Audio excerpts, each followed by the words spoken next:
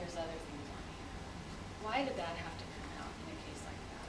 Why do you need to resort to profiles that don't even apply to person in a case like this? You hurt someone, you shouldn't try to shame them. Finally, there's the glass half full. And I'm sure that you'll hear a lot about this, even more in closing by the defendant. He can walk. He can type. He can read. He can travel. He can cook. He can do a lot of things. He should be thankful. He's alive. That's good. That's great. We're not saying he's perfect, but the glass is half full for him. That's good. And the purpose of us being here is to say that glass needs to be all the way back up full. And dollars is the only way that we can do that. And dollars, as uncomfortable that is for us sitting here, as a society, we have decided we live in a capitalistic, money-based society, and value is seen in dollars. And Mr. Maislen's life, as we look at valuing it, we believe it is not worth a flea bargain basement price. It is entitled to a lot of grace, a lot of dignity, and a lot of just pride in who he was before this all happened. Can you just flip one slide?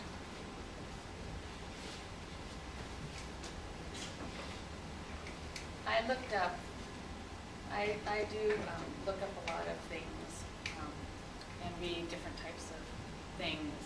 And this was a quote, and it was a dancing quote. And it says, "Dance is your pulse, your heartbeat, your breathing. It is the rhythm of your life."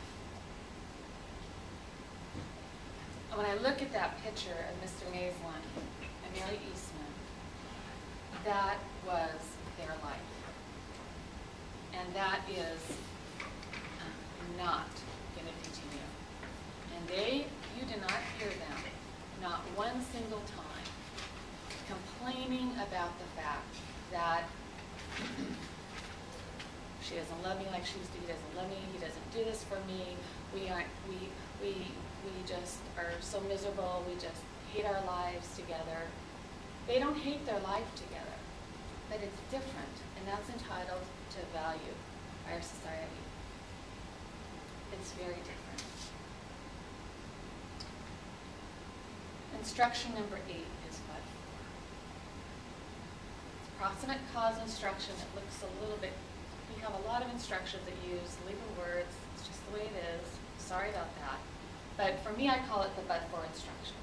But for that event, then there's a chain of unbroken, it's an unbroken chain that leads to consequences such as, the hospitalization injuries, the emotional injuries, the future injuries. As long as that chain is in place, then everything is related on a but for or proximate cause basis. Everything that we have shown you these past 2 weeks has been part of this massive chain that has resulted from this wreck.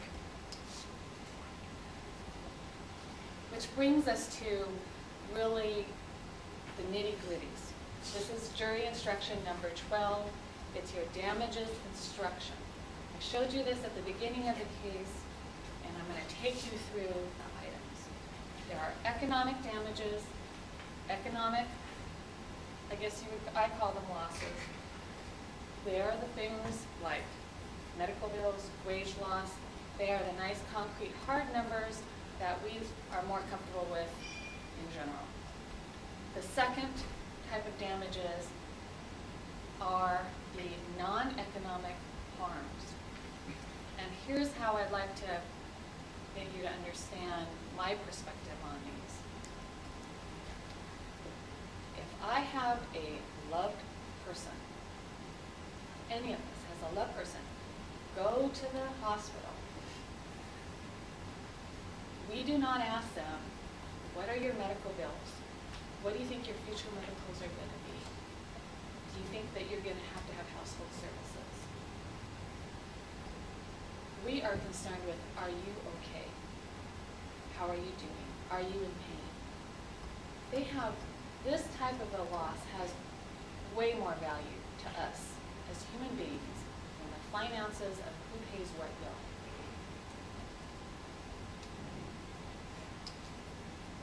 So, taking us through the numbers.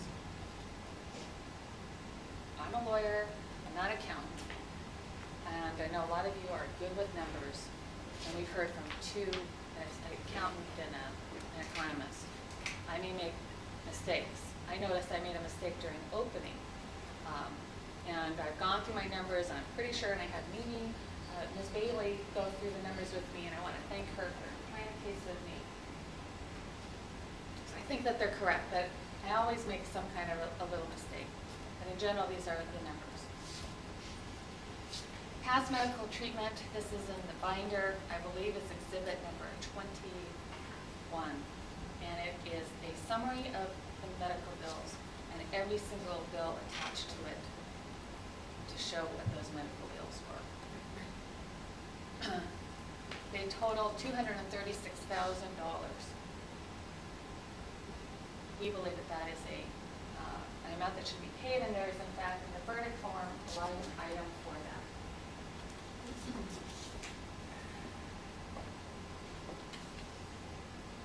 Called past medical care, the first line that you would fill out. The second item, future medical treatment.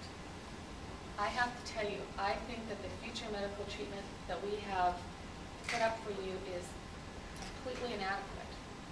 And the instructions say that you can use you can disregard experts, you can weigh the credibility of people, and you can use your knowledge and your life experiences to make reasoned decisions as to what is. And future medical treatment in this case has only been predicted with a total hip replacement, some limited psychotherapy to finish up, neuropsychological evaluation of $1,600 that defendants dispute, every other year doctor appointments with Dr. Campini, some limited more acupuncture and some x-rays, and I think also to make sure that he doesn't overdose on his ibuprofen. That's a conservative minimum estimate, and I believe it is absolutely wrong, but it's here. And the testimony that we've heard is that as the years go by, they keep revising what can be done or what needs to be done to Mr. Maislen. And that's probably going to always be true. Probably going to always be true. But he doesn't get to come back into court and say, wait a minute, I had to have this done. He doesn't get that option. So we have to make our best efforts in this regard. The other item that's not in there, let me go through a couple more. The gym membership and medications.